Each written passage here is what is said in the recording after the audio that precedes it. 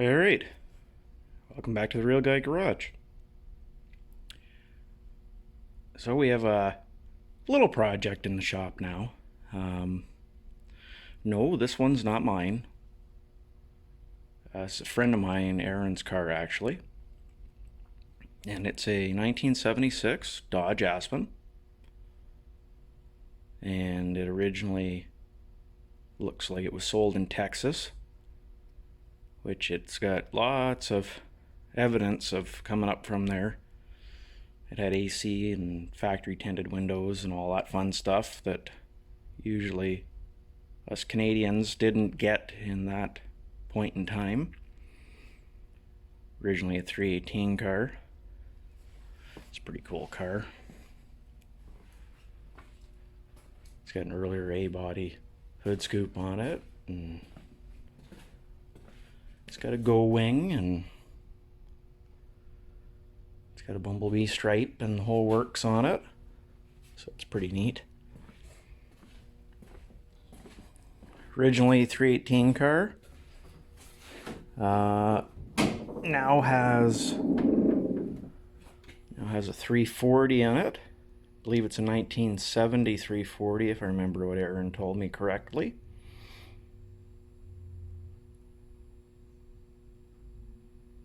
But it's come to see us because it has a few little issues. The motor's a fresh rebuild last year, but it doesn't like to run right. It likes to stall in traffic. So there's a handful of little things that we see that we're going to go ahead and take care of. First and foremost, you can see that the carburetor definitely has a fuel leak, so I'll get a kit for that. We can fix that. I'm going to clean up some of the vacuum lines and hoses as well. That's just a personal preference thing for me. I don't like the way they've done that. The other thing that I don't like is they only have a single throttle return spring instead of a double setup, and it's not very strong because, as you can see, well, I'm not sure if you can see it, but when I pull on it, the throttle wants to come a little bit further back to its stop. So that's not good. We got to fix that. And then the one thing I'm definitely going to deal with here is this interesting fuel line setup they have here and that clear filter. I'm not a fan of these clear filters because they quite often leak in here where that glass meets the two metal collars. I've had a couple of them leak there. So that's the first problem with them. The second is, I've mentioned it before with fuel filters. They are directional, especially ones that are designed for carbureted engines, because a lot of times they'll have a little valve in them to stop the fuel from draining back down the line when the vehicle shut off and doesn't have pump pressure on it.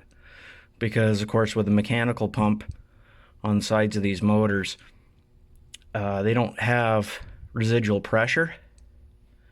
So as soon as you shut them off, it'll all start to run down, and until you start cranking the vehicle over, it won't start pumping fuel back up. So rather than you dry starting the motor, a lot of the filters have a little valve in there to stop the fuel from running back.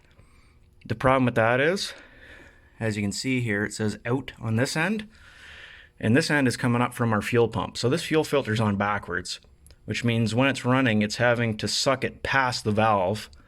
And then same thing, there's another fuel filter down here, and it's backwards as well. So I looked at the fuel flow, and it's not great, but it's not bad either.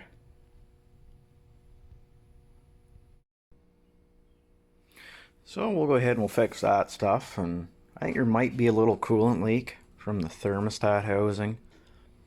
So I'll probably go ahead and fix that as well. The only other thing I noticed was it was missing a vacuum nipple off the block for the idle circuit, so you know, a bunch of little things.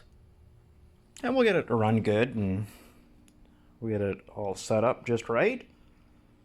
And then Aaron will have a nice fun car to drive.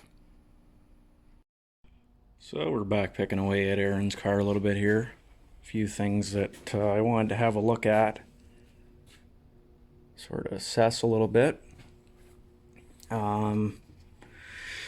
It's obviously got quite a bit of staining from fuel leaks, so that'll have to be dealt with. Remove the fuel line that I was not a fan of. I'll scrape what's left of that gasket off for the carburetor base.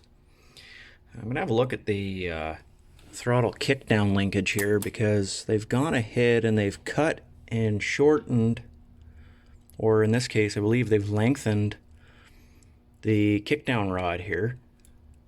But the way they've done it, it's always sitting with it about half throttle, so that's kind of not quite right. And then I want to check and see what the gap is between the reluctor.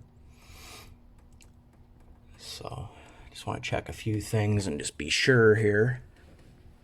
I did pull off the cap and rotor, and I've seen this happen before. You'll notice that the tang here is bent up. You can see all the carbon tracking and the wear on the tip of it. And then same thing, all the carbon tracking and everything on the button here. And there's a bit of corrosion and stuff, so we'll see about replacing that stuff. And then I pulled the carburetor off. And for a carburetor that was just rebuilt last year, it's pretty grungy. I don't know, you know. I don't like to speak ill of other people's work, but she's pretty grungy. So I took a run over to Carbelt and picked up the carb kit and double spring for it, so we can correct two issues. So I'll go ahead and I'll pull that apart now. Okay, carburetor all apart here. I see a few things that are kind of interesting. So one of the tricks with a Holly is, on the primary side, if you have a car that runs really rich, you can drill holes in the primary plates and it'll lean it out a little bit on the idle circuit. However, it looks like this has been drilled twice. They soldered it partially closed once and then drilled it again, but they didn't deburr anything. Oops, I apologize. Get that to focus a little better. So I drilled through from this side, but as you can see, all the burrs and everything are there. So I'm not too happy about that. They also drilled a hole through right here. Oops. Right here.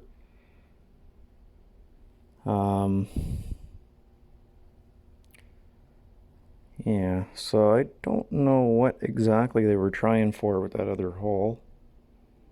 So we'll get everything cleaned up here and we'll see what how it looks, because I'm looking at some of the other stuff here and you can see how discolored and nasty it is inside the bowls.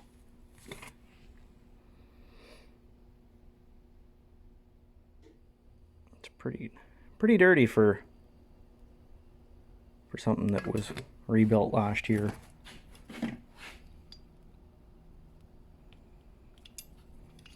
Like I just did my dad's not too long ago. I can guarantee it wasn't that dirty. So we'll send it for a swim here and we'll see what we can do. So this is a bit of an interesting discovery. You'll see that there's still the gasket on the body here for the power valve. But if I set it down, here's the power valve, and here's a gasket on it too. Somebody had double gasketed the power valve, which I've never seen before. So the other issue that Aaron mentioned was a coolant leak. So with the system pressurized, I have coolant dripping down here from the lower rad hose. So what we'll do is we'll pull that lower rad hose off. We'll clean it all up good. We'll clean up all the water pump where it goes on there. And then we'll put it back on and make sure it's sealed correctly. And that'll hopefully solve that problem. That'll be one quick and easy problem solved. Well, we're still working on the Aspen here. I pulled the rad shroud and the fan and everything off, so there's a little more room to work in here. And then I wasn't too pleased with how they had painted the motor. It kind of looked like shit, so I masked everything off and sprayed it Hemi orange again. Just kind of cleaned it all up. That's actual Chrysler Hemi orange too, out of a Mopar can. It's hard to tell, but it has that fine metallic that you get on the street Hemi orange. I cleaned all the intake up and then sealed it. Put a new PCV valve and grommet in it. New oil filler cap because I had one kicking around. Go ahead and clean up and fix a bunch of little stuff too, and we're gonna go ahead and fix up and clean up around the motor, just kind of tidy up a few things that don't need to be there anymore. The lower rad hose, it's leaking because it's just a mess. It should have been replaced really. And then found in the ignition here, I mentioned the carbon tracking and stuff. You can see it right in there. So there's a new cap. And the gray rotor is the old one. And our new one. So we'll go ahead and change that stuff. And we're going to put a regular old steel filter here. So this one just has in on it. So obviously that's out. It's hard to explain, but if you blow through it, so if I go ahead and I go, right,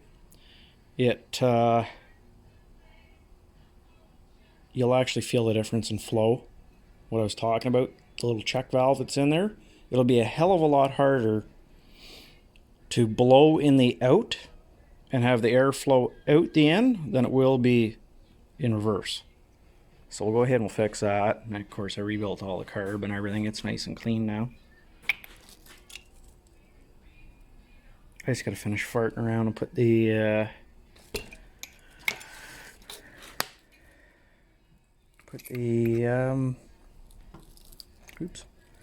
put the choke back on it. Other than that, it's nice and clean inside, primary and secondary. So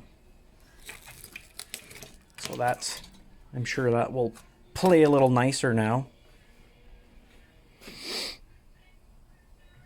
So not only will it hopefully look a little better for Aaron, it'll run a lot better.